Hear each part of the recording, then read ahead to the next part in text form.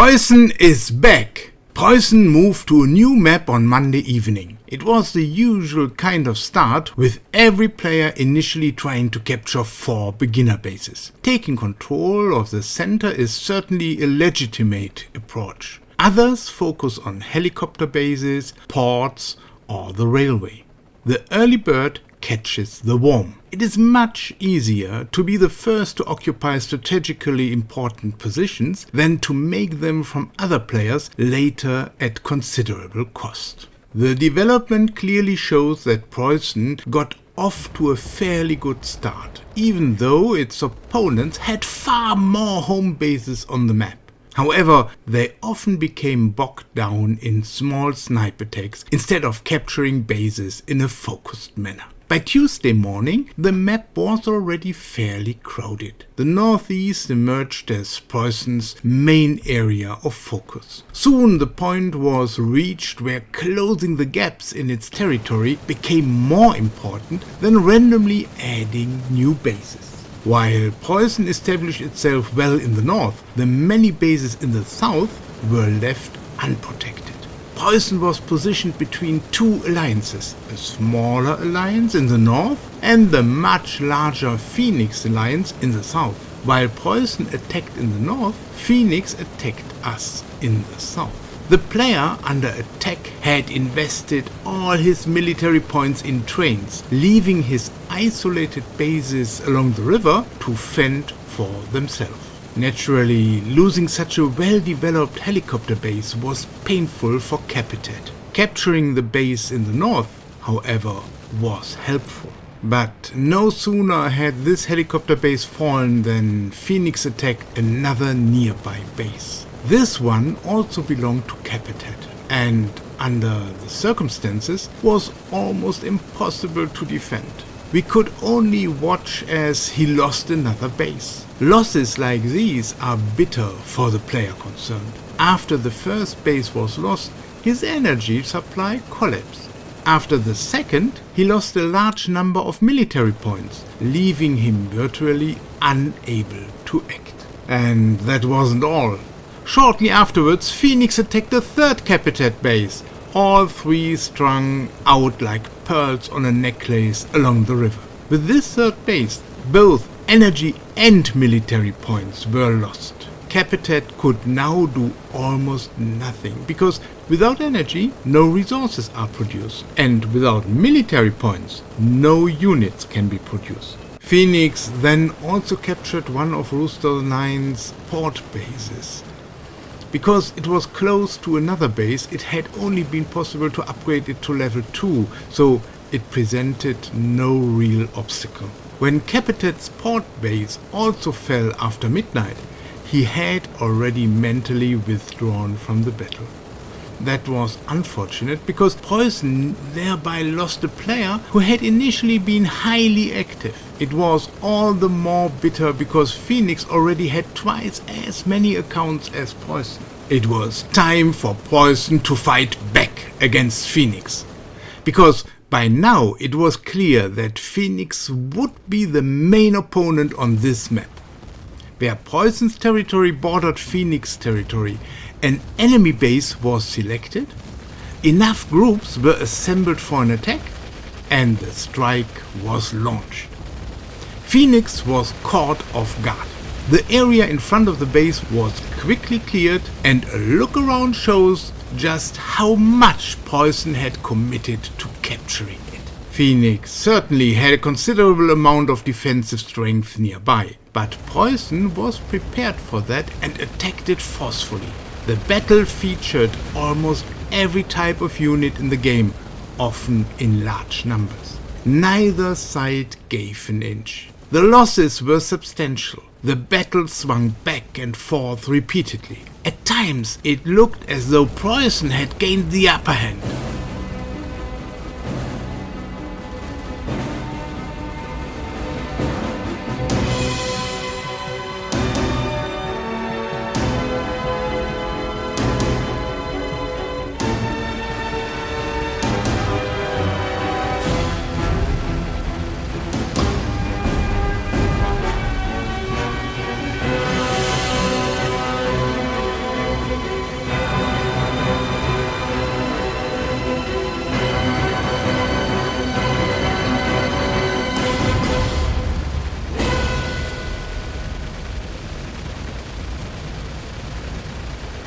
Then the tide turned again as Phoenix sent additional groups from the rear to the front.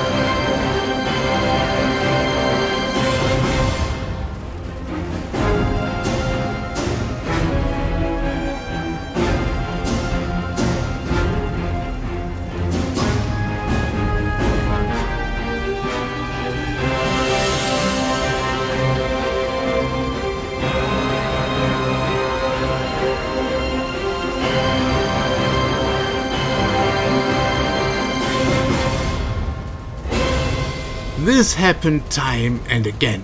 Meanwhile, the cannon fodder in front of the base was steadily being depleted. Fewer and fewer breeders, bisons and wasps remained. Things were beginning to look very tight indeed.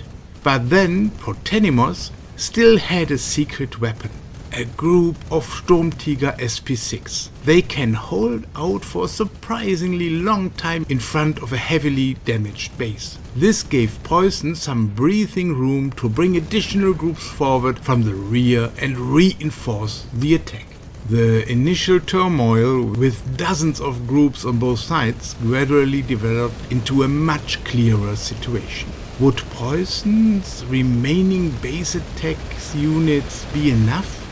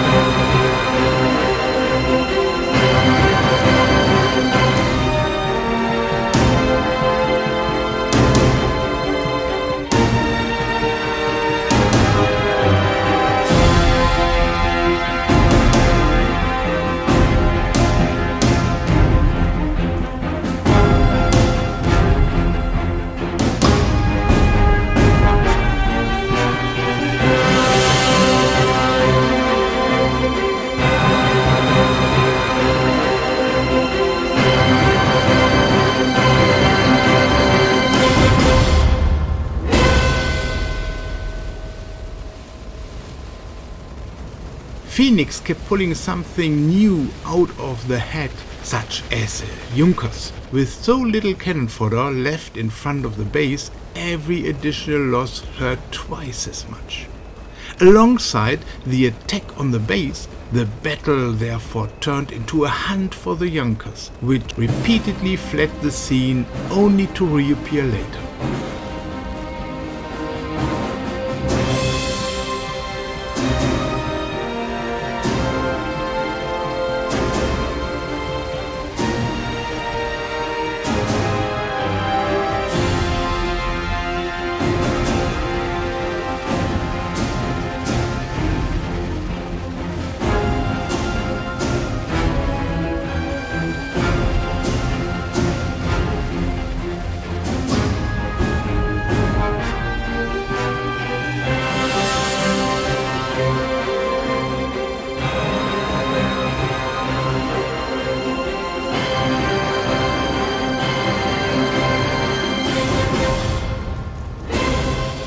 A group of skinks rushed in from the rear and finally put an end to the Junkers.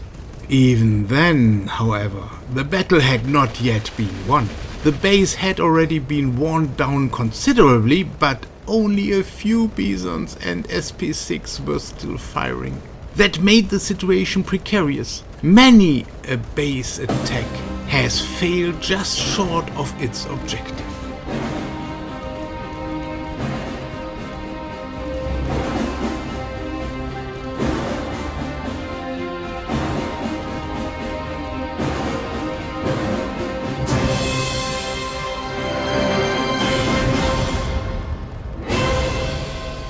When the final defensive tower eventually fell, a battle erupted over the area in front of the base. Phoenix clearly did not intend to stand by and watch PREUSSEN send an APC into it. By this point, however, both sides were fairly exhausted. The remaining groups were far away.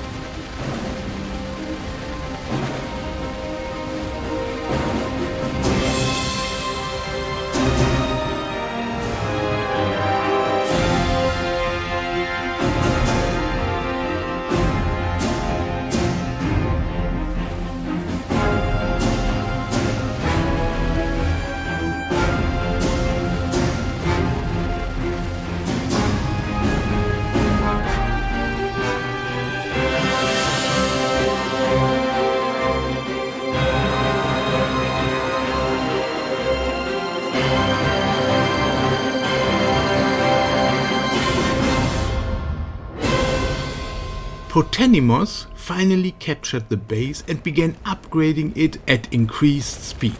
PREUSSEN had to expect the enemy to bring more groups forward from its enormous hinterland at any moment in order to retake the base.